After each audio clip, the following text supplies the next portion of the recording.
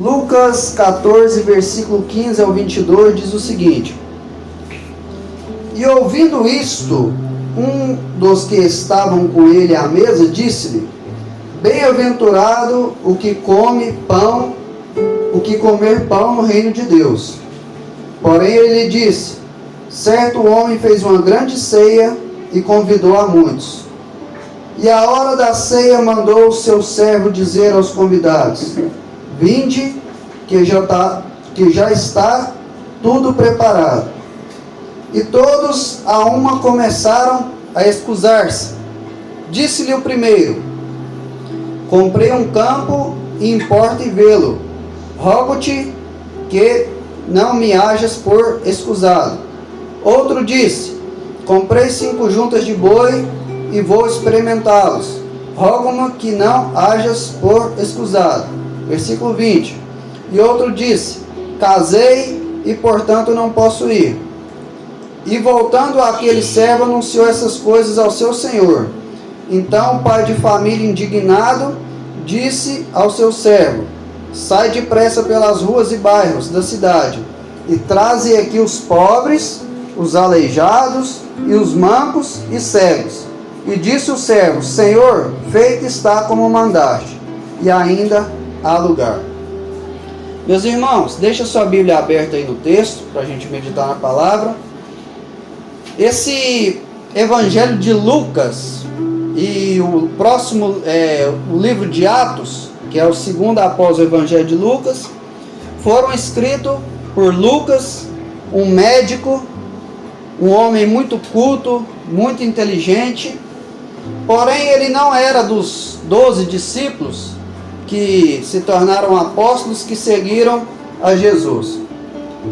Lucas, ele escreve primeiramente o seu evangelho destinado aos gregos, visto que Lucas é o único homem da Bíblia que não era judeu que escreveu um livro da Bíblia. Todos os livros da Bíblia foram escritos pelos homens judeus. E quando você vai ler os evangelhos, que são 4 relatos diferentes da mesma história, o Evangelho de Mateus, o Evangelho de Marcos, o Evangelho de Lucas e o Evangelho de João, são 4 relatos de óticas diferentes, lógico que guiado pelo Espírito Santo, do mesmo assunto. E é interessante que nós estamos aqui num culto, e quando acabar o culto e alguém for comentar amanhã sobre o culto, um vai falar uma coisa, o outro vai falar outra coisa diferente, o outro vai falar outra coisa, todos vão falar a verdade, mas cada um vai ter um olhar diferente sobre aquilo que viu. E assim são os evangelhos. O Evangelho de Mateus, ele foi escrito primeiramente para o povo judeu. Por isso, ele começa com a genealogia, que era uma espécie de documento, e ele linka Jesus a Abraão, que foi o pai da fé, através de Abraão Deus formou o povo de Israel. Quando você vai ver o livro de Marcos, a genealogia do livro de Marcos não existe.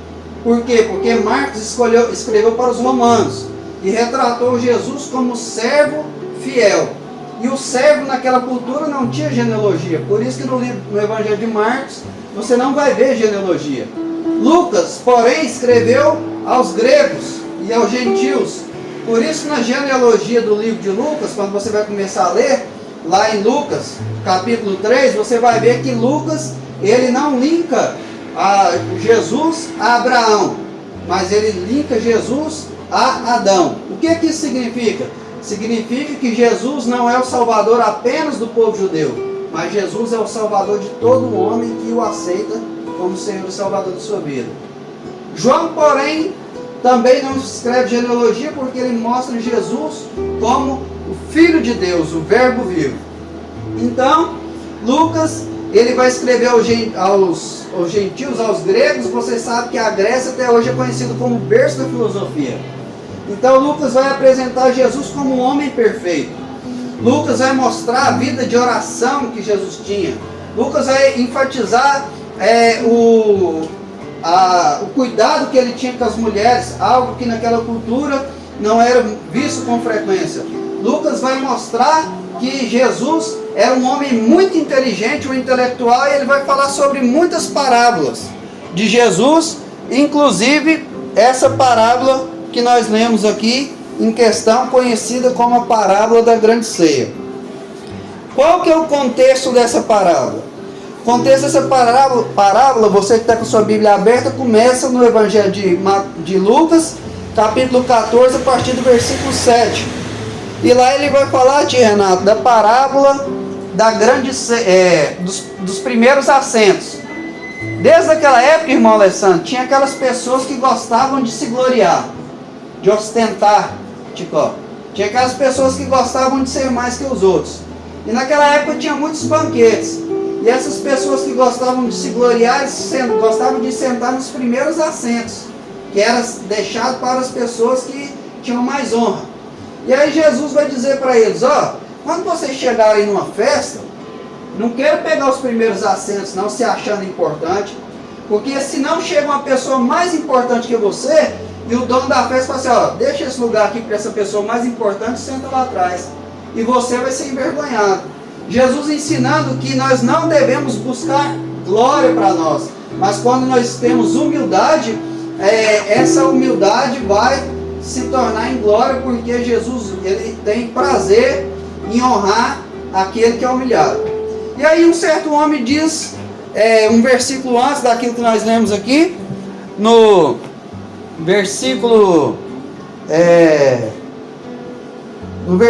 15, diz o seguinte: ouvindo isto, um certo homem dos que estavam com ele à mesa disse-lhe, bem-aventurado, ou seja, plenamente feliz, o que comer pão no reino de Deus. Quando ele diz comer pão no reino de Deus, nós temos que entender o contexto. O povo judeu achava que Jesus ia ser um rei terreno, assim como Davi. Eles pensavam que Jesus ia vencer os inimigos na base da espada, da flecha, na base da guerra carnal. E aí Jesus começa a explicar sobre o reino de Deus. E aí ele começa explicar como que funciona o reino de Deus, e ele vai falar que o convite para o reino de Deus é um convite ótimo, porém ele pode ser rejeitado. Versículo 18: e todos a uma começaram a se excusar-se, ou seja, pedir desculpa ou afastar-se. Então o convite para o reino de Deus é ótimo, porém ele pode ser rejeitado.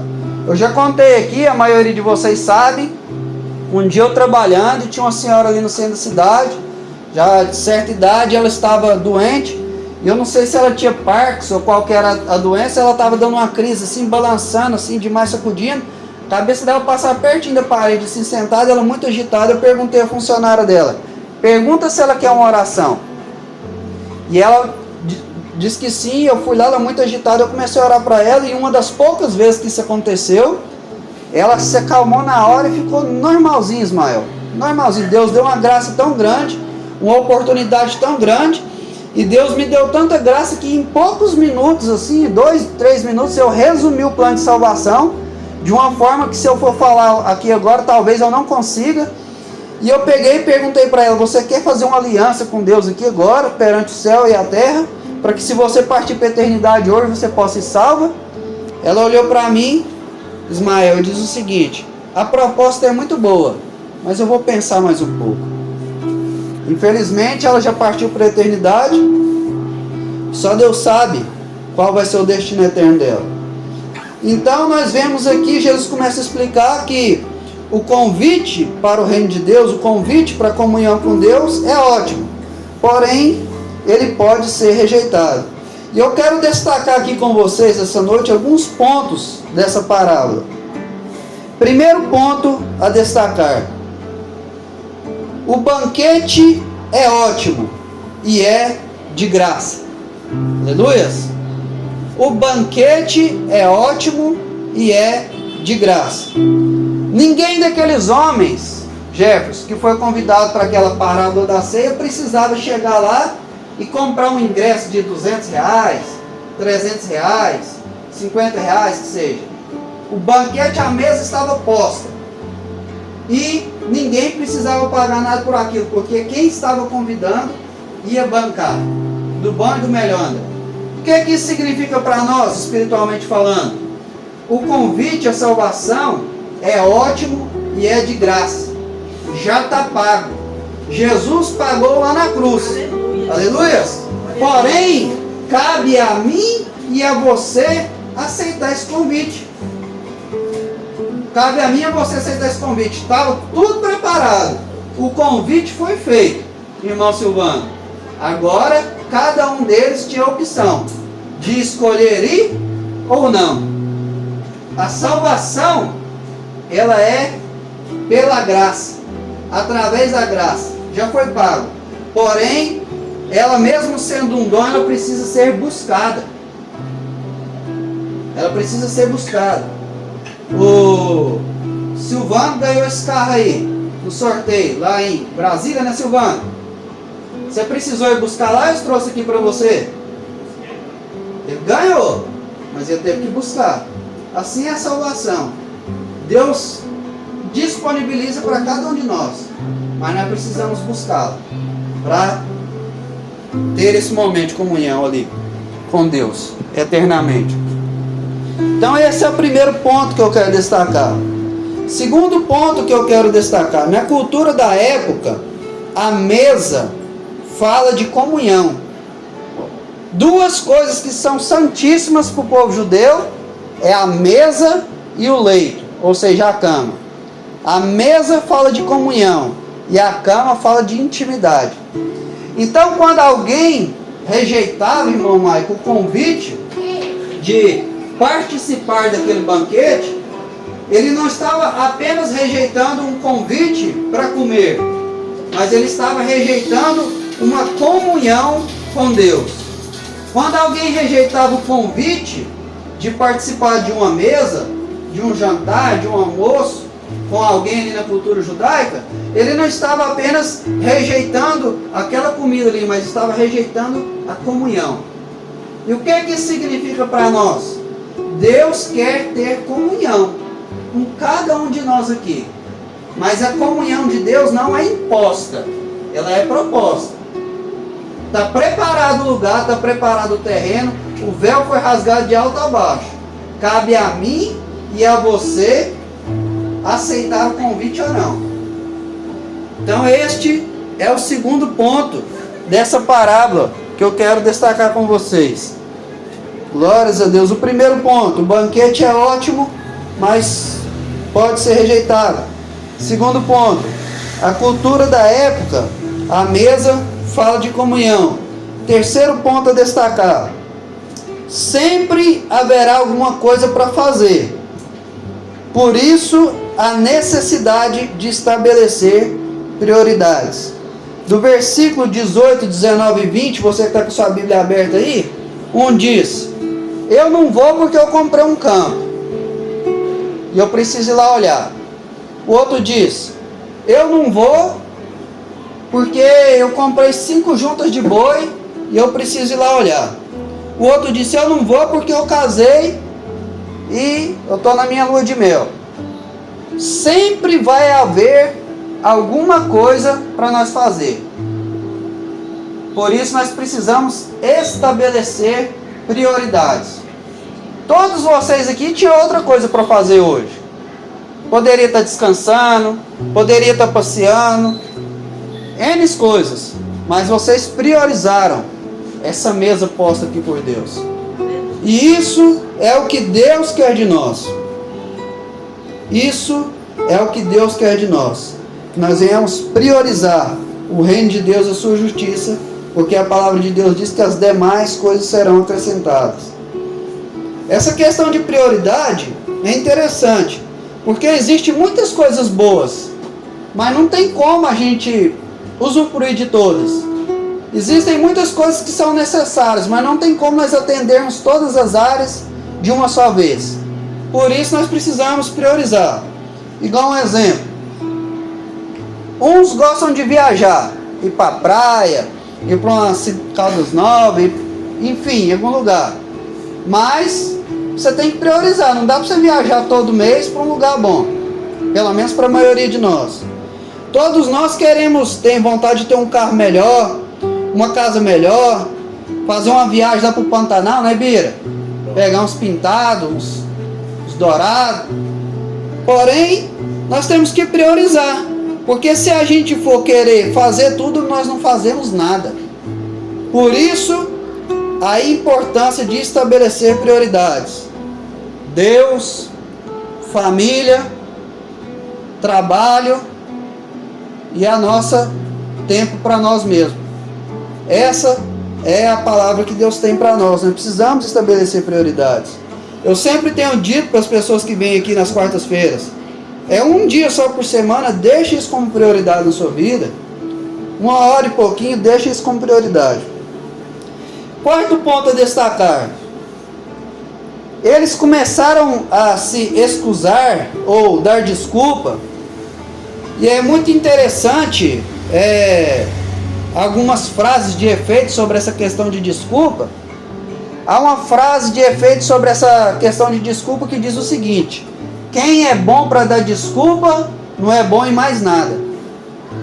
Outra frase diz: o amor sempre dá um jeito, a indiferença sempre dá uma desculpa. Então, naquele dia, quando nós chegarmos na presença de Deus, todos nós aqui vamos chegar na presença de Deus. Uns para ter a sua recompensa eterna e outros para ter o juízo eterno. Todos da terra, ninguém vai ficar sem prestar conta para Deus. E lá não vai ter como dar desculpa. Lá não vai ter como subornar o juiz. Lá não vai ter como subornar o ministro do STF. Lá é nós e ele, o justo juiz. Quinto ponto a destacar deste texto que nós lemos: as bênçãos que Deus nos dá podem se tornar uma maldição se nós não tivermos vigilância. Comprar um campo, trazendo aqui para a nossa realidade, comprar uma fazenda, comprar uma terra na beira do rio, André, comprar uma chácara, é bênção ou maldição? Bênção. Comprar 5 juntas de boi, naquela época era como se fosse 5 tratores, para você poder plantar e colher bem. Era bênção ou maldição? Bênção. Um casamento, para quem casa com uma pessoa boa, uma pessoa que vai ser companheiro, que vai somar, é bênção ou maldição? Porém, se essas coisas forem pedra de tropeço para nós termos comunhão com Deus, se torna maldição. E muitas pessoas, infelizmente, não sabem servir a Deus quando as coisas estão bem. Muitas pessoas, infelizmente, até vêm para a igreja quando as coisas estão mal, quando as coisas estão ruins. Mas quando as coisas estão bem, quando elas têm a opção de viajar, quando elas têm a opção de passear, quando elas têm a opção de sentar num sofá confortável, saber que as contas estão pagas, quando ela tem saúde, quando ela tem condição de ir para uma festa, beber ou quem sabe prostituir, muitas pessoas não se lembram de Deus. Então muitas vezes as bênçãos que Deus nos dá, se nós não vigiarmos, elas podem se tornar maldição. Por isso a importância de nós estarmos sempre em vigilância. Nada neste mundo pode atrapalhar nossa comunhão com Deus. Nem mesmo a nossa família pode atrapalhar nossa comunhão com Deus. Versículo 21, você que está com a sua Bíblia aberta aí. E voltando-se aquele servo, anunciou essas coisas ao seu senhor. Então o pai de família ficou indignado e disse ao seu servo: sai depressa pelas ruas e pelos bairros da cidade e traz aqui os pobres, os aleijados, os mancos e os cegos. Meus irmãos, sempre vai ter aquele que vai rejeitar o convite e vai dar uma desculpa. Mas sempre vai ter aquele, irmão Mike, que vai aceitar. Sempre vai ter aquela que vai rejeitar o convite, mas sempre vai ter aquela também que vai aceitar. E sobre esse versículo 21 aqui, eu quero destacar alguns pontos. E o primeiro ponto que eu quero destacar aqui é o seguinte: sobre esse versículo. Quando a pessoa está na miséria, quando a pessoa está na prova, é muito mais fácil dela aceitar o convite de Deus. Que nós não precisamos chegar nessa condição para aceitar o convite de Deus. Nós não precisamos chegar nessa condição para aceitar o chamado de Deus para a nossa vida. Eu já fui muito no presídio evangelizar e lá a pessoa está na prova, irmão Alessandro, e ela quer. Já fui no hospital pregar, a maioria aceita. Já tive com pessoas no leito de morte, elas estão quebrantadinhas, mas às vezes quando está na bênção, elas rejeitam. Outro ponto a destacar aqui, que quando o homem da parábola que representa Deus mandou chamar os pobres, os aleijados, os mancos e os cegos, é o seguinte: todos nós aqui já ouvimos falar a seguinte expressão. Olha lá para você ver. Camarada fez isso, fez aquilo, aprontou, bateu na mãe, traficou, prostituiu, fez isso, fez aquilo, matou, estrupou, agora diz que é crente. Todos nós já ouvimos falar isso. Aquela mulher fez isso, fez aquilo, tal, agora diz que é crente. Mas você sabe de uma coisa? É muito mais agradável aos olhos de Deus aquele que errou, mas reconhece que é errado, do que aquele que quer ter justiça própria. É muito mais louvável aos olhos de Deus aquele que reconhece que fez lambança, que fez besteira, que quer ter um momento de comunhão com Deus, do que aquele ou aquela que tem aquele senso de justiça própria. Eu sempre falo isso aqui, eu gosto de pregar para as pessoas, e muitas pessoas falam assim: nunca matei, nunca roubei, não ultrapassei ninguém, tal. O pessoal pode falar: Ismael, eu mereço ir para o céu. Mas ninguém, irmão, ninguém na face dessa terra, por mais que a pessoa seja caridosa, por mais que a pessoa seja boa, ninguém vai ser salvo por méritos próprios. Porque se alguém tivesse condição de ser salvo por méritos próprios, Jesus não precisaria morrer naquela cruz. Então, este é o segundo ponto que eu quero destacar aqui.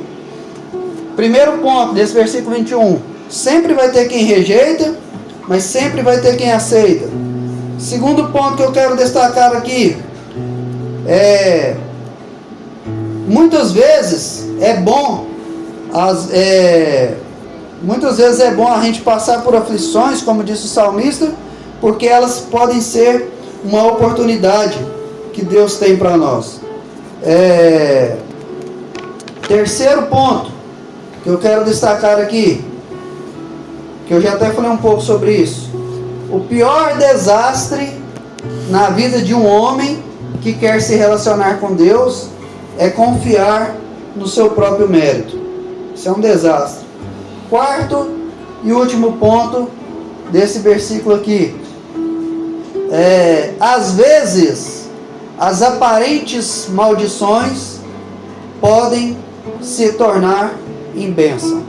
Amém? Às vezes as aparentes maldições podem se tornar em bênção. Eu casei com a minha esposa e ela, diferente de mim, ela foi criada a vida inteira na igreja. Nunca foi para uma balada, nunca fumou, nunca bebeu, nunca usou droga. Criada ali na igreja a vida inteira. E eu, a maioria de vocês conhece a minha história, e eu me converti, conheci ela na igreja. Um dia que eu batizei, eu comecei a morar com ela, e nós casamos. E eu achava estranho, ela até fica um pouco assim sem graça quando eu conto isso aqui, mas eu achava estranho que nós ainda não tínhamos filho, eu e ela junto. Nós chegávamos em casa para dormir, e ela não ajoelhava para orar, não via ela orando, não via ela lendo a Bíblia na época. E eu ficava assim pensando assim: mas como que é crente desse jeito? Não ora, não lê a Bíblia. E eu ia falar com ela, ela ficava brava comigo. E aquilo ali eu ficava sem entender aquilo lá. E aí foi passando o tempo, e um dia eu fui brincar de bola ali na quadra, arrebentei o tendão de Aquiles. Os mais próximos aqui lembram dessa história. E eu fiquei cerca de 1 ano sem poder andar, sem poder trabalhar. Passei por 3 cirurgias. Parece que todo dia que passava as coisas só complicavam. E aí nessa prova, André, no meio dessa angústia, Ismael, no meio dessa aflição, ela teve um encontro verdadeiro com Deus. Eu não podia sair para trabalhar, não podia ajudar ela a fazer as coisas de casa. Quando você está encostado pelo INSS, diminui o salário. Eu não tinha jeito de eu cortar cabelo, não tinha jeito de eu sair para vender meia. E as coisas foram apertando e ela teve que ir direto na fonte, pedir ao Pai. Começou a orar, começou a buscar. E hoje, muitas vezes, eu estou ali dormindo com os meus filhos, ela está lá na casa da irmã Betânia, orando por mim, pela minha família. Outras vezes eu estou aqui, elas fazem a vigília delas. Então, aquilo que parecia ser uma maldição, o meu momento difícil se tornou uma bênção. Por quê? Porque ela escolheu ter comunhão com Deus. Ali, para o pobre, para o aleijado, para o manco, para o cego, parecia uma maldição. Que vida é essa, cego? Que vida é essa, aleijado? Naquela época não tinha auxílio de governo, a pessoa, se não quisesse morrer de fome, tinha que pedir esmola. Pensa que tristeza.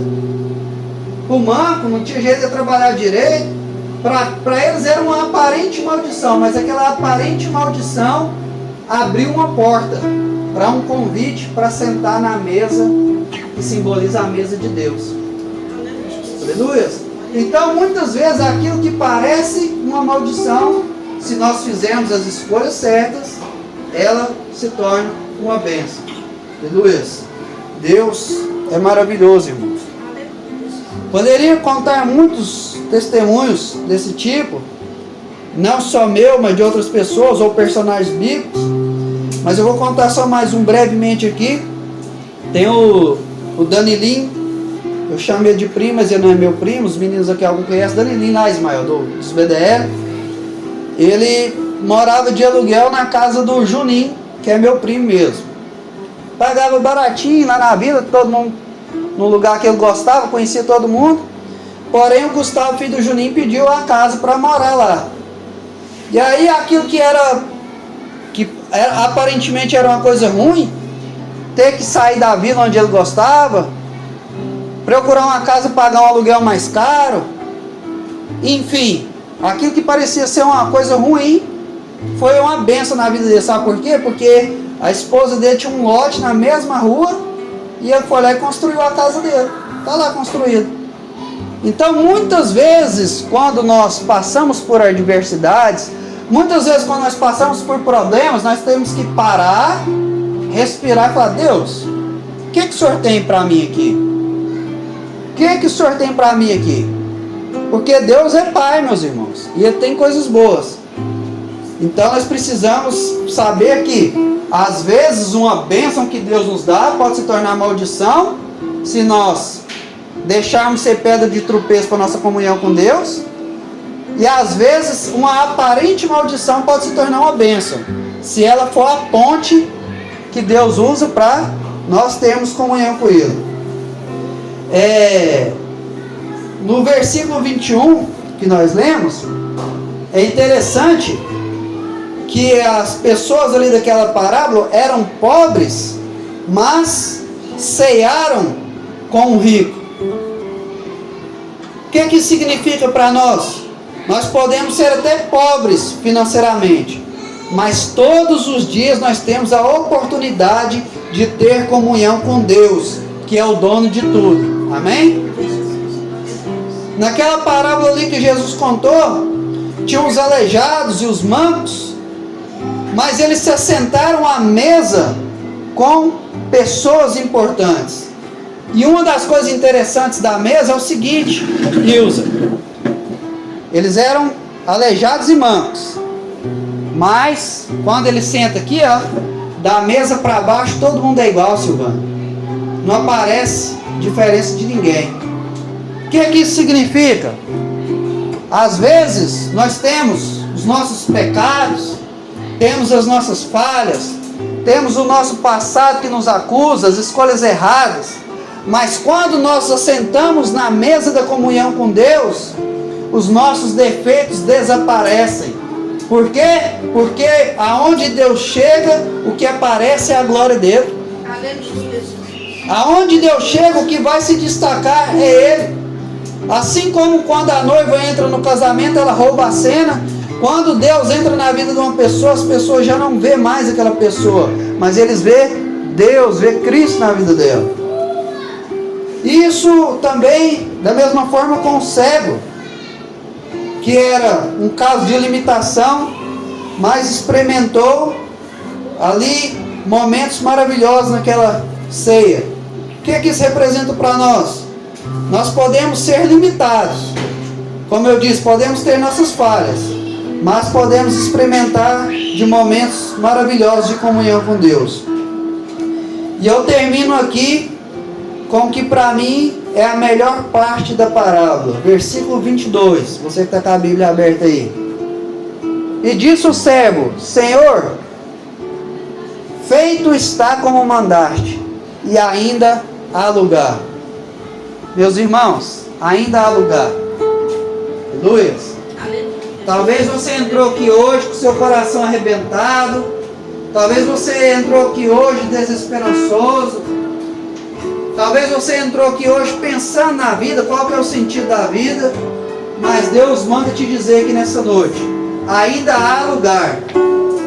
A mesa, espiritualmente falando, está posta. Ainda há lugar. O religioso, irmão, nunca vai experimentar da comunhão da mesa. Porque o religioso, ele se esconde atrás da religião, dos seus dogmas. Mas o amigo, o filho, ele experimenta da comunhão da mesa. E Deus nos chama para a intimidade. A Bíblia diz que Abraão, irmão Alessandro, era amigo de Deus. Você sabe por que Abraão era amigo de Deus? Porque Abraão não rejeitava nada que Deus pedia. Até o seu filho Isaac, o filho da promessa que Deus pediu, Abraão deu. Por isso Abraão era amigo de Deus. Todos nós aqui queremos ser amigos de Deus. Mas sabe por que nós não experimentamos o que aqueles homens experimentaram? Porque nós queremos servir a Deus de longe. Queremos obedecer a Deus só naquilo que não nos custa. Queremos as bênçãos de Deus, mas não queremos a renúncia. Mas nessa noite, o convite de Deus é para que nós estreitemos os nossos laços com Ele. A mesa está posta e ainda há lugar. Aleluia? Eu sei que a maioria das pessoas não gosta disso que eu vou pedir para ficar repetindo, mas é bom que fica gravado no coração. Diga aí para o seu irmão: a mesa está posta e ainda há lugar.